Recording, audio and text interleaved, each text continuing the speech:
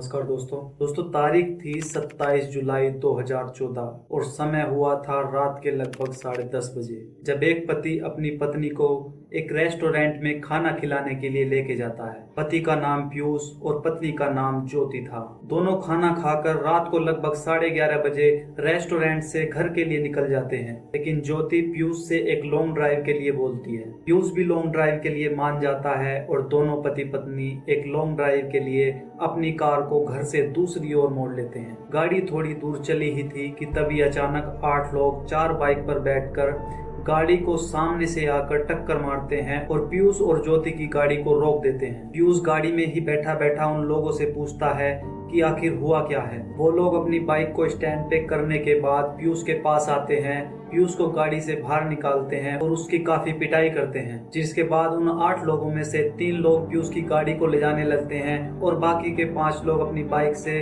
गाड़ी का पीछा करते हैं। यहाँ पर ध्यान देने वाली बात यह है कि ज्योति भी उसी गाड़ी में बैठी हुई थी और वो लोग ज्योति को किडनैप करके अपने साथ ले जा चुके थे। ये बातें एक व्यक्ति रात के लगभग 12:30 बजे 100 नंबर पर पुलिस को कॉल करके इन्फॉर्म करता है। लेकिन दोस्तों, ये कहानी इतनी सीधी नहीं थी। ये एक ऐसी कहानी थी जिसने लोगों के दिमाग में एक डर को पैदा कर दिया था। देश में जगह जगह इसी की बातें हो रही थी और मीडिया दिन रात इसकी कवरेज कर रही थी। इस केस के बारे में हर इन्फॉर्मेशन जानेंगे और जानेंगे कि आखिर इस केस में हुआ क्या था। तो चलिए बिना देर किए इस वीडियो को शुरू करते हैं। ये कहानी है 28 साल की ज्योति की। ज्योति के पिता एक बड़े कारोबारी थे जिनके 2 बेटे और एक बेटी थी। ज्योति के पिता का नाम शंकर नागदेव था और ज्योति की मां का नाम माया देवी था, जबकि दोनों बेटों का नाम जितेश नागदेव और बड़े बेटे का नाम विदेश नागदेव था। और परिवार में सबसे छोटी लड़की जो थी वो ज्योति थी। ये पूरा परिवार एक साथ मिलकर जबलपुर में रहते थे। शंकर नागदेव ने अपने दोनों बेटों की शादी तो कर दी थी, लेकिन ज्योति अभी कुंवारी थी। शंकर नागदेव ने सोचा कि हमें अब ज्योति की शादी भी कर देनी चाहिए, जिसके बाद उन्होंने ज्योति के रिश्ते की जगह जगह बात चलाना शुरू कर दिया। शंकर नागदेव ने ज्योति के लिए काफी रिश्ते देखे और काफी रिश्तों को कैंसिल कर दिया, जिसके बाद उन्हें कानपुर के एक बिस्किट व्यापारी ओम प्रकाश के बेटे पीयूष के बारे में पता चलता है। शंकर नागदेव ज्योति के रिश्ते की बात को ओम प्रकाश जी के लड़के पीयूष के साथ चला देते हैं। दोनों परिवार को ही यह रिश्ता काफी अच्छा लगता है, जिसके बाद 28 नवंबर 2012 को ज्योति की शादी कानपुर में रहने वाले पीयूष के साथ कर दी जाती है। लेकिन ज्योति और ज्योति के परिवार वालों को ये नहीं पता था कि ये डिसीजन उनका सबसे गलत डिसीजन है, जो कि आने वाले समय में उनके जीवन में भूचाल मचा देगा। ज्योति की शादी पीयूष के साथ हो जाती है। धीरे धीरे शादी के लगभग 2 साल बीत जाते हैं और अब समय आता है 2014 का। एक दिन ज्योति और पीयूष पासी के रेस्टोरेंट में खाना खाने के लिए प्लान करते हैं, जिसके बाद की कहानी मैं आपको पहले ही वीडियो में बता चुका हूँ। खाना खाने के बाद ज्योति और पीयूष रेस्टोरेंट से निकल जाते हैं और 8 बाइक सवार लोग उन्हें आकर सामने से टक्कर मार देते हैं, जिसके बाद ज्योति का किडनैप करके वो लोग कहीं पर लेकर चले जाते हैं। पीयूष ने पुलिस को ये भी बताया था कि पीयूष ने ज्योति को बचाने की काफी कोशिश की, लेकिन फिर भी वो लोग ज्योति को जबरदस्ती गाड़ी में बैठाकर वहां से चले गए। पीयूष ने बताया कि मैंने घटना के तुरंत बाद ज्योति के मोबाइल पर कॉल किया। ज्योति जोर जोर से बचाओ बचाओ चिल्ला रही थी, लेकिन मैं कुछ नहीं कर पाया। पीछे से 2 लोग ये भी बोल रहे थे कि इसे आज जान से मार देंगे, जिसके बाद फोन कट हो गया। पीयूष ने उस रात आने जाने वाले लोगों से काफी हेल्प मांगी, लेकिन उसकी किसी ने मदद नहीं की, जिसके बाद एक बाइक सवार ने अपनी बाइक को रोका और पीयूष को उसके घर तक छोड़ दिया। पीयूष ने घर पहुंचते ही ये बात अपने मम्मी पापा को बताई, जिसके बाद उसके पिताजी ने 100 नंबर पर फोन किया और घटना की जानकारी पुलिस को दी। 100 नंबर पर कॉल करने के बाद पीयूष और उसके पिताजी पासी के पुलिस स्टेशन में जाकर भी FIR लिखा देते हैं। हम लोग खाना खा के निकले, खाना खा के थोड़े आगे बढ़े ही थे, गाड़ी के दोनों शीशे खोले हुए थे। थोड़ी आगे बढ़े, कुछ लड़के आए बाइक से, गाली गलौज हुई, ठोकर हुई, मुझे मारा, गाड़ी से धक्का दे दिया, मेरी वाइफ को लेके चले गए। को लेके चले गए। पुलिस घटना की छानबीन को शुरू करती है और ज्योति का पता लगाने की कोशिश करती है। पुलिस सबसे पहले ज्योति के नंबर की लोकेशन निकालती है, जिसके बाद लोकेशन को इंस्पेक्टर गोपीचंद के पास भेजा जाता है और उन्हें घटना स्थल पर जाने के लिए बोला जाता है। पुलिस जब मोबाइल की लोकेशन को फॉलो करते हुए वहां पर पहुंचती है, उन्हें दिखाई देता है कि एक होंडा अकॉर्ड कार जो कि सड़क के किनारे खड़ी हुई है, ये वही कार है जो कि पीयूष से कुछ लोग छीन कर ले गए थे। पीयूष की गाड़ी चारों तरफ से लॉक थी, जिसके बाद पुलिस ने शीशे में झांकने की कोशिश की तो पुलिस देखती है कि गाड़ी के अंदर एक औरत बुरी तरीके से घायल हुई गाड़ी के पीछे वाली सीट पर लेटी हुई है। जब पुलिस ने गाड़ी का कांच तोड़कर गाड़ी को अनलॉक किया और उस लेडीज को पलट कर देखा तो वो ज्योति ही थी। जिस ज्योति को थोड़ी देर पहले किडनैप किया गया था, उसके पूरे बदन से खून बह रहा था। बॉडी पर जगह जगह गहरे गहरे घाव थे, जिन घावों को देखकर ऐसा लग रहा था कि न जाने किस दरिंदे ने ज्योति के ऊपर बेरहमी से वार किया है। गाड़ी की पिछली सीट पर बस खून ही खून नजर आ रहा था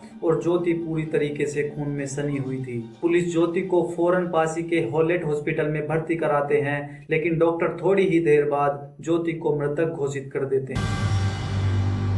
जैसे ही सूचना मिली इसमें तो पुलिस ने तत्परता दिखाई और पूरे आसपास के सारे जिलों में चेकिंग एकाएक शुरू हो गई। पनकी के पास जो जालौन सड़क है, जो रेलवे क्रॉसिंग के बाद, वहाँ पर ये गाड़ी बरामद हुई और ये इस गाड़ी में जो महिला थी उनका शव मिला और गले पर जो धारदार हथियार से चोट की गई है। वहाँ चाकू मिले 3, लेकिन प्रथम दृष्टया एक ही चाकू का यूज। ज्योति को देखकर ऐसा लग रहा था कि ज्योति की हत्या करने वाले के मन में न जाने कितना गुस्सा भरा हुआ था, जिसकी वजह से उसने ज्योति का ये हाल कर दिया था। डॉक्टर के मृत घोषित करने के बाद पुलिस बॉडी को फौरन पोस्टमार्टम के लिए भेज देती है। ज्योति का जब पोस्टमार्टम हो रहा था तो पुलिस ने देखा कि पीयूष भी वहाँ पर मौजूद है। तो पुलिस ने एक और बात नोटिस की कि पीयूष ने थोड़ी देर पहले जो शर्ट पहनी हुई थी वो अब चेंज हो चुकी है। पीयूष ने अब दूसरी शर्ट पहन ली थी। पुलिस को यह घटना देखकर थोड़ा डाउट हुआ, लेकिन पुलिस ने इस बात को इग्नोर कर दिया। पुलिस को जिस गाड़ी में ज्योति घायल मिली थी, ये वही गाड़ी थी जो कि उस दिन पीयूष चला रहा था और पास की सीट पर ज्योति बैठी थी। इस गाड़ी को पुलिस के द्वारा और फोरेंसिक के द्वारा सर्च किया गया और इस गाड़ी में से काफी सारी चीज पुलिस को मिली। इस गाड़ी में पुलिस को खून से सना हुआ रुमाल, जिसके अंदर ज्योति के सारे गहने बंधे हुए थे, 3 चाकू जो कि खून से सने हुए थे, कुछ इधर उधर बिखरे हुए बाल और एक सैंडल मिलता है। गाड़ी से ही ज्योति का वह मोबाइल भी मिला था, जिसे ट्रैक करके पुलिस गाड़ी के पास पहुंची। पुलिस इन सारी चीजों को जांच के लिए फोरेंसिक के पास भेज देती है,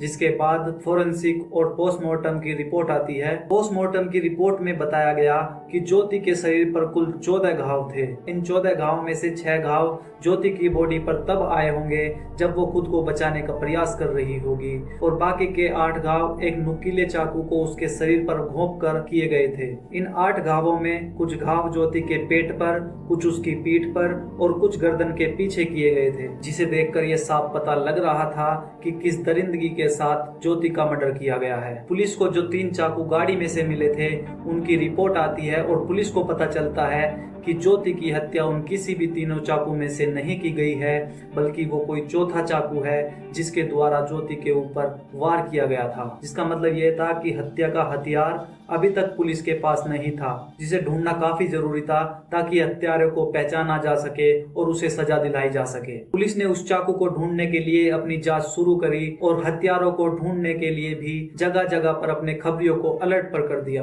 पुलिस ने सबसे पहले उस रेस्टोरेंट में जाने का सोचा जहां पर पीयूष और ज्योति उस रात खाना खाने आए थे। पुलिस ने रेस्टोरेंट के सभी वर्करों से बात की, जिन्होंने बताया कि हाँ, उस दिन पीयूष और ज्योति यहाँ पर खाना खाने आए थे और वो लगभग 11:30 बजे यहाँ से अपनी होंडा अकॉर्ड कार में निकल गए थे। इस रेस्टोरेंट में 8 सीसीटीवी कैमरे थे, जिनकी जांच भी पुलिस ने शुरू कर दी थी। पुलिस ने जब रेस्टोरेंट की सीसीटीवी फुटेज को देखा तो पुलिस काफी हैरान रह गई। उन्होंने देखा कि जितने टाइम तक पीयूष और ज्योति साथ में बैठे थे उन्होंने बिल्कुल भी बात नहीं की और यहाँ तक कि ज्योति तो थोड़ा बहुत खाना खा रही थी, लेकिन पीयूष ने उस रात जरा भी खाना नहीं खाया था। पीयूष उस रात बार बार किसी से फोन पर बात कर रहा था। पीयूष और ज्योति जिस रेस्टोरेंट में खाना खाने आए थे, इनकी टेबल उस रेस्टोरेंट की तीसरी मंजिल पर लगाई गई थी। पुलिस ने नोटिस किया कि पीयूष को एक कॉल आती है जिसे अटेंड करने के लिए वो 3 मंजिल सीढ़ियों से नीचे उतरता है, जिसके बाद सामने वाली रोड को पार करता है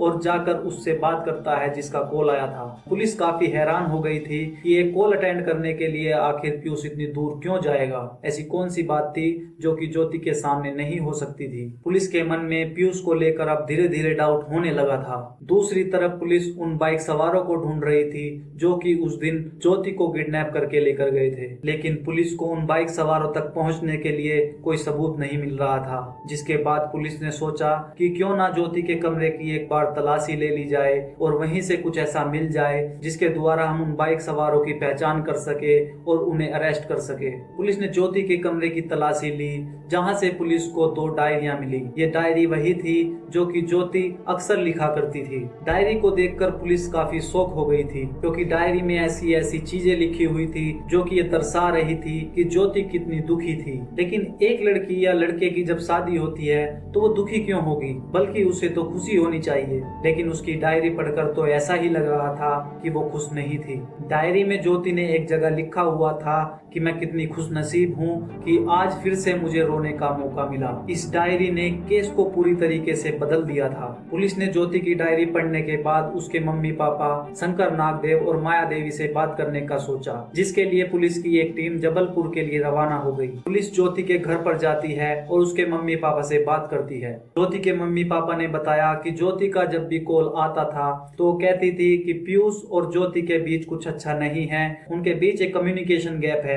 लेकिन ज्योति ने बताया कि उसके ससुर काफी अच्छे हैं और उस कम्युनिकेशन गैप को भरने के लिए वो काफी कोशिश करते हैं। ज्योति के मम्मी पापा ने सोचा कि नई नई शादी है, धीरे धीरे सब सेट हो जाएगा और जब ज्योति के ससुर इतना उसे सपोर्ट कर रहे हैं तो उन्हें चिंता करने की जरूरत नहीं है, सब ठीक हो जाएगा। ज्योति के मम्मी पापा ने बताया कि घटना से लगभग 15 दिन पहले ज्योति का फोन हमारे पास आया था, जिसमें ज्योति काफी परेशान लग रही थी। जब हमने ज्योति से परेशानी का कारण पूछा तो उसने बताया कि पीयूष रात को लगभग 12 बजे घर से निकल जाता है और सुबह 4-5 बजे घर को लौट कर आता है। ज्योति ने एक बात और बताई थी कि पीयूष अक्सर किसी से मोबाइल पर घंटों बातें करता है, कभी बाथरूम में बातें करता है, कभी बाहर निकलकर बातें करने लगता है। लेकिन जब भी ज्योति उनसे पूछने का प्रयास करती है कि आप कॉल पर कहाँ बात कर रहे थे, तो पीयूष उसे अक्सर डांट कर चुप करा देता है। ज्योति के मम्मी पापा की ये बात सुनकर पुलिस को अब पूरी तरीके से पीयूष पर ही शक होने लगा था। उन्हें लग रहा था कि शायद उस रात जो हुआ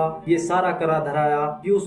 मुझे अपने दामाद की बातें में संदिग्धता नजर आ रही, क्योंकि उसने जो एक बात मेरे को बोली, और सबसे जो बड़ा जो इसमें सवाल है वो ये है कि मेरे दामाद को जो है, मेरे दामाद द्वारा मेरी बेटी को अपने मोबाइल को कभी भी टच करने नहीं दिया जाता था। ये मेरी बेटी की मेरे से व्यक्तिगत शिकायत थी कि वो मोबाइल में को टच नहीं करने देता है और 2-2, 3-3 घंटे बाथरूम में बैठ के किसी से मोबाइल पे बात कर रही है। पुलिस अब अपनी इन्वेस्टिगेशन पीयूष की साइड शुरू करती है। पुलिस ने सबसे पहले पीयूष के नंबर की, लेकिन उसमें कुछ ऐसा खास नहीं मिला जो कि पुलिस को गलत लगे। पुलिस के पास पीयूष का जो नंबर था उसमें तो कुछ नहीं था, लेकिन पुलिस को एक नंबर रेस्टोरेंट से भी मिला था, जो कि रेस्टोरेंट वाले ने तब लिया था जब पीयूष और ज्योति खाना खाने के लिए आए थे। और जैसे ही पुलिस ने उसकी हिस्ट्री निकलवाई तो सब कुछ साफ नजर आने लगा। पुलिस को कॉलर हिस्ट्री में 2 नंबर ऐसे मिले जिन पर पुलिस को शक हुआ, जिन नंबर पर ज्योति की हत्या वाली रात बार बार कॉल की जा रही थी और मैसेज किए जा रहे थे। पुलिस ने दोनों नंबर की डिटेल निकलवाई। इनमें से एक नंबर तो ऐसा था जिन पे 150 मैसेज और 50 कॉल की गई थी। पुलिस को नंबरों की डिटेल निकलवाने के बाद ये पता लगा कि इनमें से एक नंबर पीयूष के पड़ोस में रहने वाली मनीषा का है और दूसरा नंबर उसके ड्राइवर अवधेश कुमार का है। पुलिस ने बिना किसी देरी के पीयूष के पुराने ड्राइवर अवधेश कुमार के घर की तलाशी लेने का सोचा। पुलिस को ड्राइवर के घर की तलाशी लेते हुए एक खून से सना हुआ रुमाल और एक चाकू मिला, जिससे साफ लग रहा था कि ये शायद वही चाकू है जिससे ज्योति की हत्या की गई थी। ये चाकू मिलने के बाद ये केस पूरी तरीके से साफ हो चुका था, लेकिन अब बारी थी कि पीयूष अपने ही मुंह से सब कुछ बता दे ताकि पता लग सके कि उस रात हुआ क्या था। लेकिन पीयूष अपना मुंह खोलने के लिए नहीं तैयार था। वो सारी वही बातें बता रहा था जो कि उसने एफआईआर वाले दिन बताई थी। पुलिस ने अवधेश कुमार, पीयूष और मनीषा को एक साथ बिठाकर पूछताछ की। पहले तो पीयूष कुछ बताने के लिए तैयार नहीं था, लेकिन पुलिस ने जब थोड़ी सख्ती दिखाई तो पीयूष ने सब कुछ बताना शुरू कर दिया। पीयूष ने बताया कि मनीषा और पीयूष लगभग 4 साल से रिलेशन में हैं। वो दोनों आपस में शादी करना चाहते थे, लेकिन पीयूष के मम्मी पापा ने उसकी शादी ज्योति से करा दी। लेकिन ज्योति और पीयूष के बीच का रिश्ता शादी के बाद भी कायम रहा। शादी के बाद दोनों सोच ही रहे थे कि क्या किया जाए, लेकिन मनीषा के लिए भी रिश्ता उसके घर वालों ने ढूंढना शुरू कर दिया था। इसलिए जो भी करना था दोनों को जल्दी ही करना था, जिसके बाद दोनों ने मिलकर एक प्लान बनाया और अपने साथ 5 लोगों को और शामिल किया। इस प्लान को 27 जुलाई 2014 को अंजाम में लाया गया। पीयूष ने बताया कि पीयूष और ज्योति रेस्टोरेंट से लगभग 11:30 बजे खाना खाकर बाहर आ गए थे। उस रात दोनों के बीच में एक छोटा सा झगड़ा भी हुआ था और दोनों के बीच में कोई बात नहीं हो रही थी। पीयूष जब गाड़ी को रावतपुर की तरफ ले जा रहा था तो पीयूष ने एक सुनसान इलाके में गाड़ी को रोक दिया। थोड़ी ही देर में गाड़ी के पास लगभग 5 लोग आकर खड़े हो गए, जिनके साथ पीयूष उस रात बात कर रहा था। जिनमें से पीयूष की एक होम टेकर रेणुका, एक ड्राइवर अवधेश कुमार और 3 लोग और भी थे। इन तीनों का नाम आशीष कश्यप, सोनू कश्यप और अखिलेश था। सारे लोग पीयूष की गाड़ी की ओर बढ़ने लगे, जिन्हें देखकर ज्योति काफी ज्यादा डर चुकी थी, क्योंकि उसे पता लग चुका था कि शायद आज कुछ ऐसा होने वाला है जो कि सही नहीं है। पीयूष ने बताया, मैंने और रेणुका ने मिलकर ज्योति को काबू में करने की कोशिश की, जिस हाथापाई में मेरी शर्ट फट गई। पीयूष ने फिर से ज्योति को काबू में करने की कोशिश की, लेकिन इस बार ज्योति के हाथों में पीयूष के बाल आ गए। काफी छीना झपटी के बाद पीयूष और उन 5 लोगों ने मिलकर ज्योति की हत्या कर दी, जिसके बाद ज्योति को गाड़ी में ही अकेला छोड़कर वहां से फरार हो गए। पीयूष के इस बयान के बाद पुलिस उन सभी को गिरफ्तार करने के लिए निकल पड़ती है जो कि उस रात घटना में शामिल थे। पीयूष ने उन सभी का पता पुलिस को बता दिया था और साथ ही साथ उस बाइक का पता भी बता दिया था जिन पर वो लोग उस शाम आए थे। पुलिस ने इस केस को लगभग 4 दिन के अंदर अंदर सुलझा दिया था, जिसके बाद कोर्ट में एक चार्जशीट फाइल की गई और सभी मुजरिमों को उम्र कैद की सजा सुनाई गई। ये सजा हाई कोर्ट और सुप्रीम कोर्ट ने भी सुनाई, जिसके बाद ये सभी उम्र कैद की सजा अपनी जेल में काट रहे हैं। दोस्तों, अगर वीडियो आपको अच्छी लगी है तो ये एक और वीडियो जो कि एक 5 साल की नासीन की है, ये भी काफी अच्छी आपको लगेगी, जिसे जाकर आप मेरे चैनल पर देख सकते हैं या ऊपर आई बटन पर भी इसका लिंक आ जाएगा। धन्यवाद।